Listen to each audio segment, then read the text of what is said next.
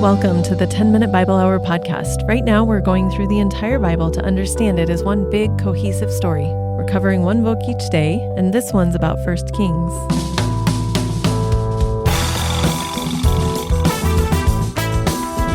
Hey, my friends, it's Matt. This is the 10-Minute Bible Hour podcast. I want to start with a thought exercise here.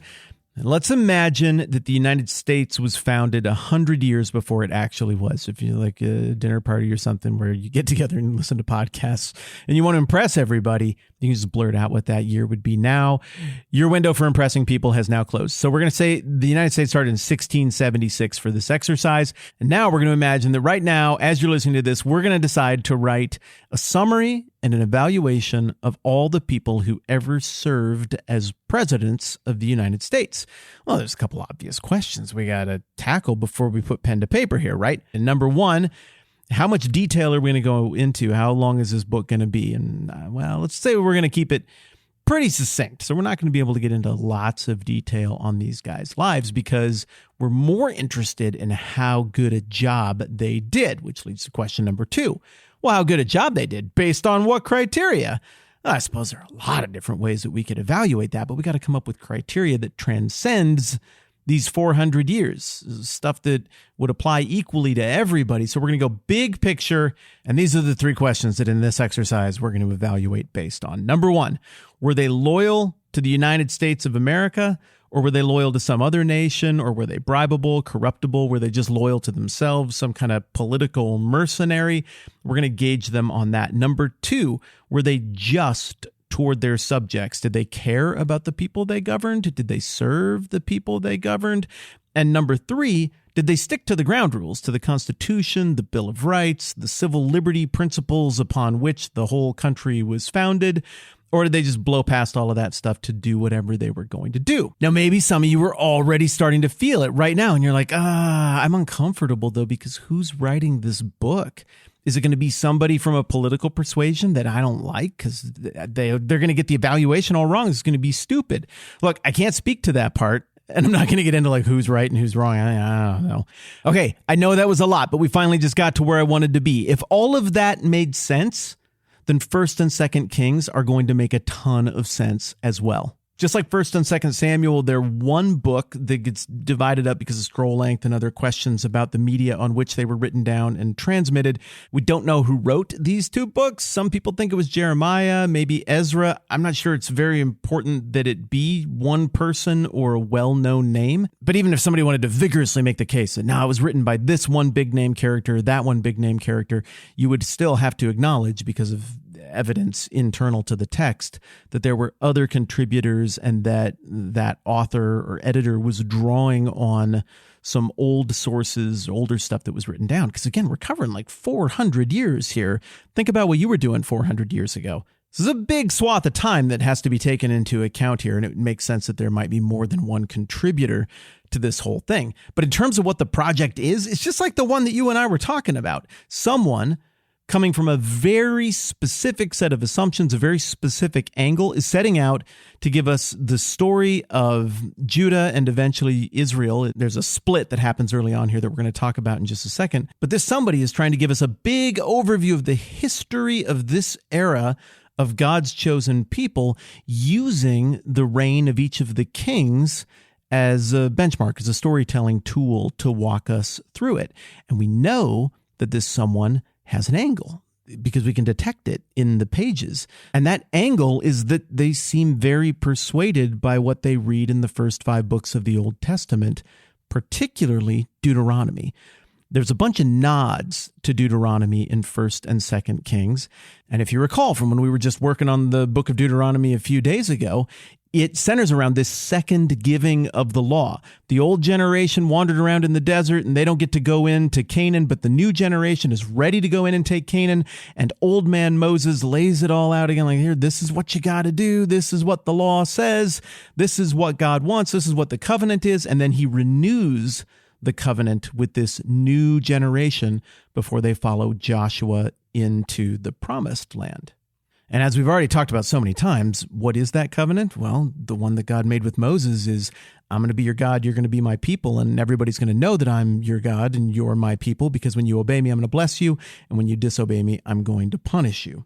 So whoever is putting together 1st and 2nd Kings is really into that and is trying to stress to some future generations of Israelite, of Jewish people, hey, look back at our history and look at it through the lenses of what God did before we even had a land. Look at it through the lenses of the law and the covenant that God made. Look at how much we blew it. Look at how our leaders did not handle their business overwhelmingly correctly. And look at what that cost us, which ultimately is going to be the wholesale defeat of God's chosen people and them being hauled off into captivity. That's where 1st and 2nd Kings are going to end. So then the structure of the book is real straightforward. It's just like the one that you and I imagined putting together for all of the hypothetical presidents of a 400-year-old hypothetical United States of America. We get introduced to a king, either of the Southern Kingdom or Northern Kingdom. Again, more on that in a minute. And then we get told either very little about what they did or a great deal about what they did. And we just see an evaluation based on 3 criteria. Number 1, was the king loyal to God and God alone? Number 2, did the king promote the worship of God and God alone amongst his people? Or did the king allow idolatry to run rampant? And finally, did that king honor the law of God? Was he committed to the deal that God made with Moses? Did he honor God and keep his commands?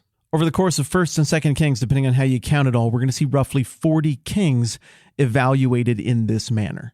Now, maybe at this point, you're like, hey, well, when do we get the summary? Because the summaries are kind of fun. Well, the answer to your question, my friend, is right now is when you get the summary. It opens with David as an old man picking up right where we left off in 2 Samuel.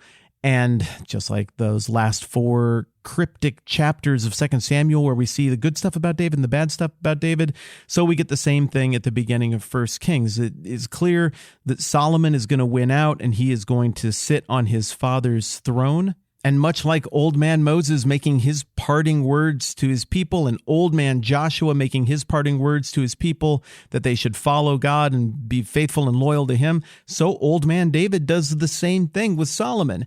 Except then right after he gets done saying all that beautiful stuff, old man David's like, also, there's some murdering that still needs to be done. I got some people, or I don't feel like we've squared up accounts. You keep an eye on them. They're trouble. I'm telling you, kid, they're trouble. It'd be better if you could go ahead and make sure that they die. And so Solomon follows through on these weird grudges and this bizarre hit list he gets from David at the end of his life and opens his reign with a bunch of assassinations. You ever heard of that sword of Damocles principle? This is another tradition. This is Greek, but it's a story, I think it comes from the island of Syracuse. I could be wrong on that. But it's a story about this sword that is hung by a little single thread of horsehair over somebody who imagines that they could rule better than the king. And pretty quickly the guy's like, I don't want to rule, take me out from under this sword. And the sword is a metaphor for all of the ick that one has to engage in to achieve that kind of power, to obtain the throne in the first place. And then it prevents one from ruling with a clear mind and ruling with a clean heart because you got all that stuff in the rearview mirror. Well, that's sort of Damocles' principle, which again, it's not in the Bible, but the idea comes through. It really plays out with how things work for Solomon. Solomon initially looks like he makes some pretty not wise decisions in keeping with his dad's advice. But then God shows up and was like, hey, what do you want? And Solomon's like, I want to be better fit for this job. It's clear that a big part of what I'm doing here, paraphrases mine, it involves judgment and trying to get justice right. And based on what Solomon asks, he apparently doesn't feel totally equipped for that. And he's like, I want wisdom. And God's like, cool. I really, really like that that's what you asked for instead of superpowers or long life. Again, paraphrase is totally mine. And so he grants Solomon this amazing wisdom. And that's quickly demonstrated in a famous decision that he makes about a dispute over who is the true mother of a child. And then shortly thereafter, God sees through the promise that was made to Solomon's father David about building this temple. And Solomon indeed sees through the construction of this magnificent temple. And this is one of the places where we see the Deuteronomy connections, or really the Pentateuch connections in general. There's a massive aside here where it spells out all kinds of details, like right down to a couple of pillars that even get given first names in terms of how the temple was built, the business dealings behind it, all of the materials that were used, the dimensions, the artwork. It's beautiful and it's fascinating. I don't know if we get any other accounts this detailed of any ancient buildings off the top of my head. This one is amazing. And much like God's presence physically shows up at the dedication, the completion of the tabernacle back in the day, so God's Spirit shows up at the end of this massive, elaborate, sacrificial, public festival at the dedication of the temple. The text holds out God as being straight up in that temple, dwelling among his people. So that's kind of a big deal. Seems like things are going well, but much like last time I said something like that in a previous episode, then things start going not well. Then Solomon falls for a bunch of women who worship other gods, and he wobbles in his dedication to the God that he just built this amazing temple for. There's a judgment pronounced against Solomon at the end, I believe, of chapter 11. And then at the beginning of, I think, chapter 12, the son of Solomon, Rehoboam, he wrecks everything. I mean, he doesn't even get out of the gate. And he's like, okay, how should I reign? I know, with an iron fist. And then all of the tribes of the north are like, nah, we're just not doing it. And they leave. They bail completely. And now there are two kingdoms, Judah in the south and Israel in the north. In the south, Jerusalem continues to be the main hub religiously and politically. In the north, there are a few different religious and political centers, but there's some weird stuff that goes on up there that looks like idolatry. And that just sets the tone for how the reigns of the kings of the north go. It's ugly. Perhaps none uglier than King Ahab and his wife Jezebel, who are murderous and occasionally try to exploit God when it's helpful for them, but mostly they just chase after dark stuff. And it's in the context of their reign that we meet the first rock star prophet that we've seen in a long time. And in a way, this is the guy who introduces us to a whole new era of prophets. These are the prophets who speak into the era of the kings, and his name is Elijah. And eventually we get to know that he has a successor named Elisha. More on that when we get into 2 Kings. But in 1 Kings, Elijah has a showdown with Ahab, the king of the north's beloved prophets of Baal, and God shows up and Baal doesn't show up. Baal's a local Canaanite deity. And God looks awesome. Elijah looks awesome. Ahab ends up looking like an idiot.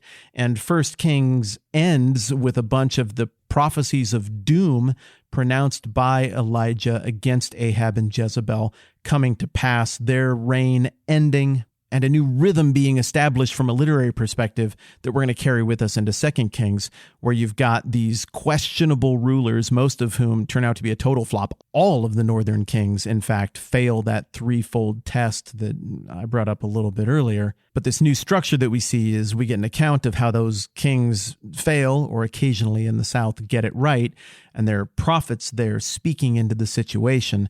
And then, of course, as we get further into the Old Testament, we're going to reconnect with some of those prophets as we get some of what they had to say set against the historical backdrop that we're reading about in 1 and 2 Kings. What does that mean for God's promise to redeem everything and establish this king and this kingdom, all the things he promised to David and Abraham? Well, we'll turn the page into 2 Kings. We'll see how this thing plays out, and we'll try to get a better sense of it from there. All right, I'm Matt. This is the 10-Minute Bible Hour Podcast. Let's do this again soon.